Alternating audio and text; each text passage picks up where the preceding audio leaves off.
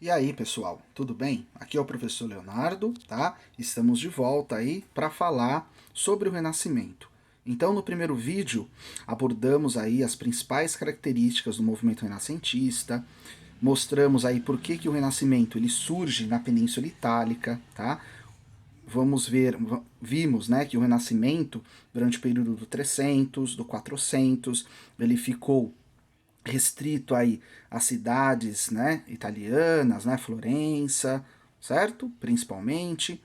E agora nós vamos trabalhar aí com alguns renascentistas, vamos falar um pouquinho de cada um deles, enfim, são muitos, mas eu selecionei alguns aqui que eu vou dar um destaque maior, tá? O primeiro deles é o Giotto de Bondone, tá?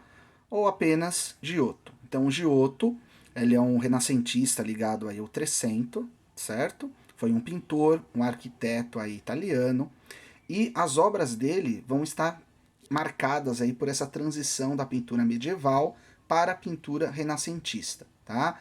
Então, algumas pinturas vão estar bem próximas daquilo que foram os ícones medievais, certo? Só que ele vai anunciar um novo tipo de pintura. As pinturas do Giotto vão se centrar sobre a temática cristã, certo? Então, por exemplo, ao contrário dos outros renascentistas que vão pintar temas da mitologia grega, o Giotto ele vai se centrar em temas da temática cristã. Então ele vai pintar Sagrada Família, né? Passagens aí da Via Crucis de Cristo, vai abordar a história dos santos, tanto é que as primeiras grandes obras aí do Giotto vão estar ligadas aos afrescos que ele pintou na Basílica de Assis, certo? Então, Assis é a cidade onde viveu lá São Francisco de Assis para os cristãos, certo? Afresco é um tipo de pintura que é feita diretamente nas paredes, tá? Então, aqui um dos afrescos, né, que ele pintou lá em Assis, o Sermão aos Pássaros. Então ele demorou aí de 1297 a 1299 para concluir essa pintura aí. Então é o São Francisco, né? Falando lá para os pássaros. Outra obra aí do Giotto, né? Lamentações sobre o Cristo morto. Então vocês estão vendo aí, nós já temos nessa pintura um senso de perspectiva, certo? Quando eu digo senso de perspectiva, é que ele já pinta lá no fundo, né, umas montanhas, não é mais aquela pintura chapada medieval, onde você não tem mais, onde você não tem um horizonte, né? É só primeiro plano só, né? Então aqui existe uma proporção geométrica, né, na pintura dele. Então observem aí as mãos, né, e as cabeças dos santos, né, por exemplo, aqui, aqui, aqui, né, formam triângulos. Então ele já tem um senso de harmonia, ele já busca aí uma harmonia das formas, enfim, tá? E aí dentro a temática cristã. Opa, pulou aqui. Nós temos também como destaque aí o Dante Alighieri, né? O Dante Alighieri também ligado aí ao período do 300, foi um escritor, um poeta e um político florentino, certo? Por isso coloquei italiano. As principais obras aí do Dante, a Divina Comédia, que ele vai escrever de 1304 a 1321, e um livrinho aí político chamado Da Monarquia. Tá? Esse livro político aí, ele mostra a importância, né, do poder temporal sobre o poder secular. O que é isso? O poder temporal, o poder político, e o poder secular é o poder religioso. Então ele diz o que? Dentro de uma perspectiva racional, que o poder político ele tem que estar desvinculado do poder religioso, do poder da Igreja Católica. Então o rei, né, o príncipe, ele tem que ter uma autonomia de poder nas suas decisões políticas, enfim.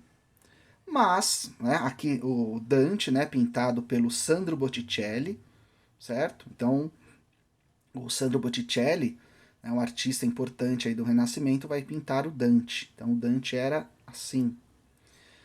E a principal obra dele, né, é a Divina Comédia, onde ele vai trabalhar a história aí do dele próprio. É, Então ele vai imaginar ele, o poeta Dante, indo fazer uma visita ao inferno, ao purgatório e ao paraíso.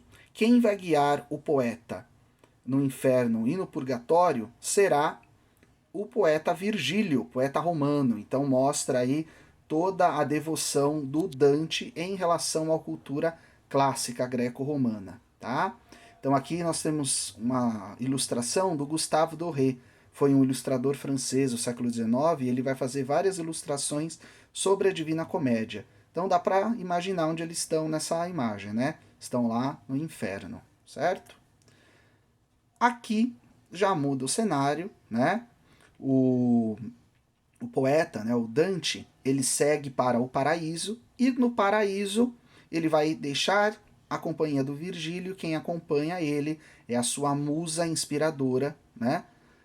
Que vai encarnar a ideia de beleza, de fé, a Beatriz. A Beatriz foi uma personagem que realmente existiu, foi uma apaixonada aí do Dante, né? Mas ele nunca chegou a não ter nenhum caso aí com ela, certo? E é um grande poema, um grande poema, né? A Divina Comédia, escrita em versos, né? Se vocês não quiserem ler em versos, tem umas versões aí em prosa também, certo? Aí mais uma imagem aí do Dante e da Beatriz. Eu coloquei Beatriz entre aspas porque o nome dela mesmo era Beatrice. Só que na Divina Comédia ela é grafada assim, como Beatriz. O Sandro Botticelli, tá? Pintor florentino italiano, ligado já ao 400, certo? Período posterior aí no Renascimento. E o Sandro Botticelli, ele vai ser um estudioso da arte grega, tá? Então a pintura dele vai estar repleta dessa harmonia linear do traçado, do vigor do colorido, certo? Então, essa é a obra mais famosa dele, O Nascimento da Vênus, né? Cobriu aqui o período que ele demorou de 1482 a 1485 para pintar essa obra, certo? E aí um detalhe da Vênus, né? Da Afrodite, certo? Então, ó, harmonia das formas, um senso de perspectiva, certo? Bom, então as características da arte renascentista eu coloquei aí depois dos quadros do Sandro Botticelli, dos quadros não, do quadro, né? Isso aqui é uma... faz parte. Porque o Sandro Botticelli ele vai encarnar, né, na obra dele as ideias básicas aí da arte renascentista, tá? Então a arte renascentista, assim como as concepções estéticas greco-romanas, promovia uma busca pelo equilíbrio e pela proporção das formas, né? Uma contenção da subjetividade. O que é isso? O autor, o artista, ele devia desaparecer perante a obra. Então, o mundo interior dele, a subjetividade, não tem que estar presente na obra, certo? A arte renascentista, ela vai primar aí pelo rigor formal, né? Pela harmonia com um conjunto de regras próprias. Então, os artistas, eles queriam se sentir valorizados de que forma? Não que eles tivessem feito uma obra original, mas que eles tivessem feito uma obra dentro de uma escola artística, dentro de uma escola clássica. Então essas pinturas, né, elas vão obedecer às mesmas preocupações artísticas, estéticas, enfim, tá? E a arte renascentista, ela está próxima aí da concepção das estátuas gregas. Então, por exemplo, séculos depois, né, vai surgir um esteta alemão chamado Winkelmann e ele vai dizer que essa arte grega ela promovia, né, a nobre simplicidade e a calma grandeza. Então, se você observar as estátuas gregas, você vai enxergar esses valores lá, tá? E dá para enxergar muito bem aqui, né? Então, a simplicidade, essa grandeza calma, essa harmonia, certo? Né? Muito bem. Então, uma escultura de Atena, né? Provavelmente aí do Fídias. Então, uma escultura grega mesmo, essa aqui, para mostrar a similaridade com essa pintura aí do Sandro Botticelli, o pintor renascentista. Então vocês estão vendo aí que os ideais estéticos são bem semelhantes, né? Mostrar o quê? A harmonia das formas, né? Esse olhar calmo, sereno, tranquilo, certo? Muito bem. Nosso próximo renascentista é alguém conhecido aí de todos, o Leonardo da Vinci, certo? Então, o Leonardo da Vinci ele foi um polímata. O que é isso? Polímata é o conhecedor de várias ciências, certo? Então, Leonardo da Vinci ele não vai se limitar a ser um especialista em apenas um campo do saber. Ele vai ser um pintor, um matemático, um engenheiro, um anatomista, um poeta, um músico, um botânico, enfim, certo? É aquela ideia lá de que o homem ele tem que aproveitar as suas potencialidades racionais, explorar, observar o mundo, né? Explorar todas as possibilidades do conhecimento, certo? Então, o Leonardo da Vinci, né, como inventor, ele vai fazer vários estudos aí de física, certo? Ele vai projetar máquinas voadoras, tá? Então ele quer conhecer a realidade dentro da sua complexidade máxima, certo? Estudos anatômicos feitos pelo Leonardo da Vinci. Então ele estudava anatomia para conhecer melhor o corpo humano, né? E ele acabava usando esse conhecimento do corpo físico nas suas pinturas também. Então aqui o estudo de um feto, né? Feito pelo Leonardo da Vinci. O estudo aí de uma dama, certo? E aqui algumas obras já dele, né? Essa aqui que é a Sagrada, uma Sagrada Família não, né? Nós temos aí a Santana, que é a mãe da Virgem, né? A Maria e o menino Jesus segurando um cordeiro, certo? Então aqui, ó, aquela ideia, né, da serenidade, da calma, da harmonia, né? E aí ao fundo, o senso de perspectiva presente, ele já usa uma nova técnica, né? A tinta óleo. Então a tinta óleo ela demora para secar e aí ele vai fazendo retoques durante muito tempo até concluir a obra. E reparem que o menino ele está segurando o cordeiro. Por que, que ele segura o cordeiro? Porque qual que vai ser o destino aí de Jesus, de Cristo? É o sacrifício. Tá? Então ele vai se sacrificar como cordeiro para o bem da humanidade. Tá? Então, temática religiosa cristã. Então, aqui nós temos Maria, ao lado dela nós temos um anjo. O anjo dá para ver a asa dele aqui, ó, aqui no São João Batista, que está com um cajado, né, de ermitão, de peregrino, e Jesus sentado aí, o menino, certo? Então, Maria tem a mão colocada sob Jesus, mostrando que esse era o Filho de Deus, né? E João Batista está lá com as mãos postas, referenciando aí o menino. Bom, outra técnica aí do Leonardo da Vinci, né? A técnica do chiaro escuro, né? Da luz e sombra. Então, esse efeito dele aí é fantástico que ele vai fazer na pintura, né? Então, parece que esse quadro se chama Dona com Arminho, tá? O Arminho é o furão. Então parece que a luz emana dela, né? Que sai da pintura para os olhos do espectador. Isso aí é toda a técnica que ele vai usar aí da luz e sombra, tá? Bom, e aí nós vamos ter o William Shakespeare, certo? No período do Cinquecento do Renascimento. Então o Shakespeare ele já vai estar dentro daquele período que o Renascimento ele vai para outros países da Europa, né? Chega lá os países da Europa Ocidental. O Shakespeare ele foi um poeta, dramaturgo é o que escreve peças de teatro, né? O ator inglês. E ele vai viver no período elisabetano, certo? Da rainha Elizabeth I. Esse período elisabetano foi o auge aí do Renascimento inglês. Então, além do Shakespeare, nós vamos ter outros nomes importantes do Renascimento inglês, certo? Tem o Charlotte Marlowe, que não é muito conhecido, né, na maioria das pessoas, mas foi importante na época. O Shakespeare ele vai escrever tragédias e comédias, certo? O teatro grego estava estruturado em cima das tragédias e das comédias, né? Então nós tínhamos os trágicos gregos, o Sófocles, o Eurípides, o Ésquilo, né? O cômico grego, o Aristófanes, certo? Tanto as tragédias quanto as comédias, elas têm como premissa, como objetivo central, estudar os sentimentos, as paixões humanas, tá? Então, uma foto aí, foto não, né? Uma pintura e um retrato do Shakespeare. Aqui, uma cena, uma pintura do Romeu e Julieta, né? Talvez aí a tragédia mais conhecida do Shakespeare, né?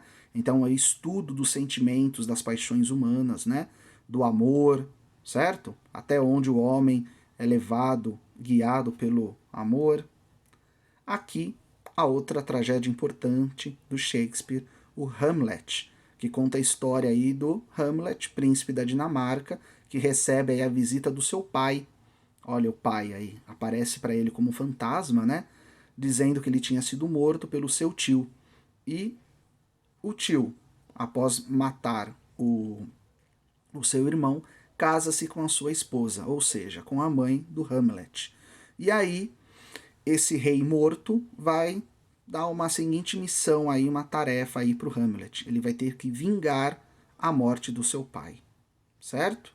E aí o Hamlet ele fica dividido entre aproveitar a vida, né, desfrutar do amor que ele tem lá pela Ofélia, né, pelo convívio com os amigos, ou cumprir a vingança do pai dele, certo? E ele sabe, se ele cumprir, uma grande tragédia vai acontecer, e é o que acontece, certo? Muito bem. Bom, minha vontade era falar de vários renascentistas, tá? Eu adoro o Renascimento, mas vamos encurtar aqui. Então aqui nós temos uma tabela com alguns nomes importantes do Renascimento, tá? Então Maquiavel, que escreveu O Príncipe, certo? Rafael, pintor, o Michelangelo, né? Que pintou o teto da Capela Sistina, fez esculturas importantíssimas, como a Pietà, né? É aquela que Cristo está morto, né? Nos braços de Maria. O Davi, certo? O Donatello, escultor, famoso também, as esculturas dele, ao contrário do Michelangelo, né? Que eram feitas no mármore, o Donatello fazia as esculturas dele em bronze, tá? O Luís Vaz de Camões, o principal nome aí do Renascimento, do classicismo, né? Do quinhentismo português, escreveu aí o grande poema épico, né? Os Lusíadas, além dos seus sonetos, né? Os Lusíadas têm como base aí os grandes poemas épicos da antiguidade, né? A Ilíada e a Odisseia do Homero, né? E a Eneida do Virgílio. O Miguel de Cervantes, autor aí do Dom Quixote, famoso Dom Quixote, que faz uma sátira, né, dos romances de cavalaria, mas que acabou se tornando até um símbolo dos romances de cavalaria. E o Hieronymus Bosch, tá? Um nome importante aí do Renascimento nórdico. Então ele nasceu aí nos Países Baixos, o Bosch, e a pintura dele foge um pouco dos padrões, né, dos demais renascentistas. É só olhar isso aqui. Né? Então, o Jardim das Delícias Terrenas. Então, procurem depois para vocês olharem os detalhes dessa pintura, tá? Então, seria aí um tríptico, né? Você tem o paraíso, né? E depois o inferno. Olha só. É muito estranha essa obra aí, né? Então você tem aí concepções do imaginário medieval, né? Você tem essa técnica da perspectiva renascentista, tá? Aqui, as tentações aí do Santo Antão. Tem outros quadros com esse nome aí. Ele adorava mostrar como que os monges eram tentados, né? Pelas forças do diabo. Então vocês estão vendo que ele deu uma rompida aí com aquele racionalismo renascentista, né? Ele vai se voltar a esse mundo da subjetividade, né? Desse imaginário medieval, mostrando aí como o Renascimento ele ainda vai trazer concepções renascentistas. Renascentistas não, medievais. Tudo bem? Bom, pessoal, espero que vocês tenham gostado, tá? Das 2 aulas aí sobre o Renascimento. E nesse período aí que nós estamos passando, né? Infelizmente é assim que nós temos que levar as aulas, certo? Um abraço e até mais.